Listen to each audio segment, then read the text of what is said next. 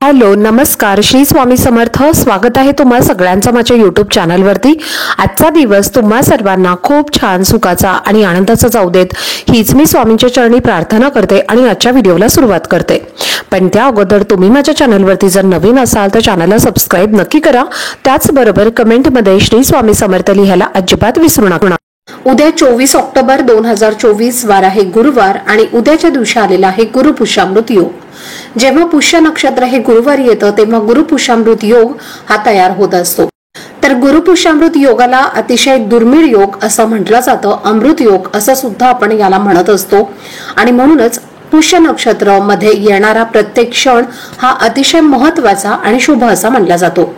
तर हा योग वर्षातनं 2दा किंवा 4 वेळेला येत असतो आणि या योगाला खूप महत्त्व दिलं जातं। कोणत्याही शुभ कार्यासाठी हा योग अतिशय महत्त्वाचा आणि पवित्र मानला जातो। तर या गुरुपुष्यामृत योगावरती आपण सर्व शुभ कार्याला सुरुवात म्हणजे शुभारंभ करत असतो। जसं की गृहप्रवेश असेल, सोनं चांदी खरेदी असेल, धातूची खरेदी असेल, मालमत्ता आणि इतर गुंतवणूक किंवा नवीन खरेदी, नवीन व्यवसाय सुरू करणं असेल, इत्यादी जी काही सर्व महत्त्वाची कामं आहेत तर ती या योगावरती केली जातात। त्याचप्रमाणे या दिवशी गुरुमंत्र, गुरुचे नामस्मरण व पारायण केल्यास तर याचे आपल्याला बरेच लाभ मिळत असतात आणि त्याचं आपल्याला फळ सुद्धा मिळत असतं आणि ते फळ आपण मोजू सुद्धा शकत नाही, इतकं फळ हे आपल्याला या योगाचं मिळत असतं। अशुभ गोष्टींपासून अशुभापासून वाचण्यासाठी गुरुपुष्यामृत योग हा अतिशय श्रेष्ठ असा योग मानला जातो। तर या दिवशी देवी लक्ष्मीची पूजा केली जाते आणि या दिवशी केलेले लक्ष्मी पूजन अत्यंत शुभ आणि लाभदायक मानलं जातं। तर या दिवशी हाती घेतलेल्या कामामध्ये आपल्याला 100% यश मिळत असतं। त्याचप्रमाणे गुरुपुष्यामृत योग पूजा, तंत्र, मंत्र, संकल्प, साधना, जप करण्यासाठी सुद्धा अतिशय उत्तम असं मानलं जातं। गुरुपुष्यामृत योग हा पोषण करणारा, शक्ती देणारा, ऊर्जा देणारा, त्याचबरोबर याचा अर्थ शुभ, सुंदर, सुख, संपदा देणारा असं हे पुष्य नक्षत्र अतिशय शुभ आणि कल्याणकारी आहे आणि म्हणूनच या दिवशी काही असे प्रभावी असे उपाय केले जातात। तर माता लक्ष्मीची कृपा ही आपल्यावरती होत असते आणि आपल्या आयुष्यातील अनेक अडचणी या दूर होतात। तर आजच्या व्हिडिओमध्ये तुमच्यासोबत मी एक अतिशय प्रभावशाली असा उपाय शेअर करणार आहे। उद्या गुरुपुष्यामृत योगावरती आपल्याला सकाळी अंघोळीच्या पाण्यामध्ये ही एक वस्तू टाकायची आहे। ही वस्तू टाकल्यामुळे कोणताही शत्रू हा फक्त 2 दिवसात संपेल आणि कितीही कठीणातील कठीण इच्छा असेल तर ती तुमची पूर्ण होईल। त्याचबरोबर तुमच्या आयुष्यातील सर्व संकट, नकारात्मकता, अडचणी नष्ट होतील। तर असा हा एक उपाय तुमच्यासोबत मी आजच्या व्हिडिओमध्ये शेअर करणार आहे। त्यामुळे व्हिडिओ हा स्किप न करता शेवटपर्यंत नक्की पहा, जेणेकरून तुमच्यापर्यंत योग्य ती माहिती पोहोचेल। आणि तुम्ही माझ्या चॅनलवरती जर नवीन असाल तर चॅनलला पण लगेच सबस्क्राइब करा आणि बेल आयकॉनला पण प्रेस करा, म्हणजे मी जेव्हा कधीही नवीन व्हिडिओज अपलोड करेन त्याचं नोटिफिकेशन सर्वात आधी तुम्हाला मिळेल आणि तुमचा एकही व्हिडिओ हा मिस होणार नाही। तर पहा, जेव्हा विशिष्ट तिथी असते तर त्या तिथीवरती स्नानाला अतिशय महत्त्व दिलं जातं। स्नान करणं म्हणजे शरीराची शुद्धी करणं, शरीराचं शुद्धीकरण करणं हे शास्त्रानुसार केलंच पाहिजे। तर आपण विशिष्ट तिथीवरती अंघोळीच्या पाण्यामध्ये काही वस्तू टाकून जर हे स्नान केलं तर आपल्या आयुष्यातील अनेक अडचणी ज्या आहेत तर त्या दूर होतात। जर तुम्हाला एखाद्या व्यक्तीचा वारंवार त्रास होत असेल किंवा एखादी व्यक्ती तुम्हाला खूप जवळची आहे पण ती व्यक्ती तुमचा शत्रू असेल आणि त्या व्यक्तीमुळे तुमच्या प्रगतीमध्ये अडथळे येत असतील, सतत अडचणी येत असतील किंवा बऱ्याच वेळेला असं होतं की आपण एखाद्या जागेवरती जात असतो आणि ती जागा अशी असते तर तिथं आपल्याला तिथली जी निगेटिव्हिटी असते किंवा तिथली जी नकारात्मक शक्ती असते तर ती सुद्धा आपल्यासोबत आपल्या घरामध्ये प्रवेश करत असते आणि आपल्यावरती या नकारात्मकतेचा परिणाम सुद्धा दिसू लागतो।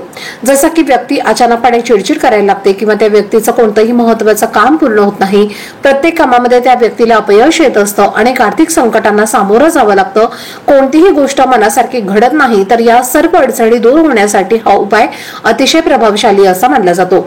हा उपाय केल्यामुळे तुम्ही स्वतः याचा चमत्कार पाहू शकता। तुमच्या आयुष्यातील अनेक अडचणी ज्या आहेत तर त्या कमी होतील आणि यासाठी तुम्हाला काय करायचं आहे, उद्या सकाळी लवकर उठायचं आहे आणि तुम्हाला अगदी सकाळी लवकर उठल्याबरोबर दोन्ही हात जोडून भगवंताचं नामस्मरण करायचं आहे आणि त्याने हा दिवसाची तुम्हाला सुरुवात करायची आहे। यानंतर अंघोळीचं पाणी तुम्हाला काढायचं आहे। नंतर अंघोळीच्या पाण्यामध्ये सगळ्यात महत्त्वाची पहिली वस्तू टाकायची आहे ती म्हणजे हळद। या दिवशी हळदीला अतिशय विशेष महत्त्व दिलं जातं। हळद जी आहे तर ती माता लक्ष्मीला अतिशय प्रिय आहे आणि अंघोळीच्या पाण्यामध्ये हळद टाकल्यामुळे आपल्या कुंडलीमधला गुरुग्रह हा बळकट होतो, स्ट्रॉंग होतो आणि आपल्याला प्रत्येक कामामध्ये यश मिळतं। आपल्या आयुष्यातील दुःख, संकट, कष्ट हे कमी होतात आणि म्हणून अगदी चिमूटभर हळद आपल्याला अंघोळीच्या पाण्यामध्ये टाकायची आहे। आणि यानंतर पुढची वस्तू टाकायची आहे ते म्हणजे तुळशीची पानं। आता या दिवशी हळद आणि तुळशीला विशेष महत्त्व असतं आणि आपल्याला 2 तुळशीची पानं जी आहेत तर ती अंघोळीच्या पाण्यामध्ये टाकायची आहेत आणि या पाण्याने आपल्याला स्नान करायचं आहे। गुरुवार आहे तर या दिवशी स्त्रियांनी चुकून सुद्धा आपले केस जे आहेत तर ते धुवायचे नाही आहेत, तर फक्त या 2 वस्तू टाकून तुम्हाला स्नान करायचं आहे। आता जेव्हा तुम्ही स्नान करणार आहात तर तेव्हा तुम्हाला अगदी पहाटे 4 ते 6 या वेळेमध्ये तुम्ही हे जे स्नान आहे तर ते करण्याचा जास्तीत जास्त प्रयत्न करायचा आहे। ब्रह्ममुहूर्तावरती ज्यावेळेस आपण स्नान करतो तेव्हा त्याचं फळ आपल्याला शीघ्र मिळत असतं, तर त्यामुळे तुम्ही सुद्धा या वेळेमध्ये म्हणजे या ब्रह्ममुहूर्तावरती या 2 वस्तू टाकून स्नान करायचं आहे, कारण याला खूप महत्त्व असतं। कमीत कमी तुम्ही 8 वाजेपर्यंत सुद्धा स्नान करू शकता। आपल्या शास्त्रामध्ये सांगितलं आहे की मनुष्याला 4 वाजल्यापासून ते 8 वाजेपर्यंत या वेळेमध्येच स्नान करायला हवं। 8 नंतर राक्षस, प्रेत, भूत हे जे आहेत तर ते अंघोळ करत असतात किंवा त्यांच्या अंघोळीची ही वेळ असते आणि जो व्यक्ती दुपारी 12 नंतर अंघोळ करतो तर ती अंघोळ म्हणजे शरीराला लागलेली कीड म्हणून असते आणि म्हणूनच कधीही स्नान करताना आपल्याला 8च्या आधी स्नान करायचं आहे। आता उद्या सुद्धा तुम्हाला या 2 वस्तू टाकून स्नान करायचं आहे, 8च्या आधी करायचं आहे। आता जेव्हा तुम्ही हे स्नान करणार आहात तर तेव्हा तुम्हाला एक मंत्र म्हणायचा आहे आणि या मंत्राचं पठण करत तुम्हाला स्नान करायचं आहे। तर हा मंत्र असा आहे, गंगे च यमुने च गोदावरी सरस्वती नर्मदे सिंधू कावेरी जले अस्मिन सन्निधिम कुरु। तर हा जो मंत्र आहे तर तो तुम्हाला म्हणत स्नान करायचा आहे।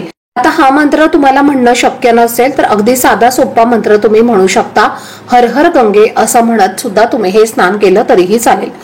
आता स्नान केल्यानंतर तुम्हाला स्वच्छ कपडे परिधान करायचे आहे, त्यानंतर आपल्या देवघरातील देवतांची पूजा करून घ्यायची आहे, माता लक्ष्मीची पूजा करायची आहे आणि तुमच्या घराच्या जवळ जर केळीचं झाड असेल तर त्या झाडाला हळद टाकून तुम्हाला जल अर्पण करायचं आहे। तर अशा पद्धतीने तुम्हाला अंघोळीच्या पाण्यामध्ये या वस्तू टाकून एक उपाय करायचा आहे। हा उपाय केल्यामुळे तुमच्या आयुष्यातील कोणताही शत्रू हा नष्ट होऊन तुमच्या प्रत्येक इच्छा या पूर्ण होतील, प्रत्येक कामामध्ये तुम्हाला यश मिळेल।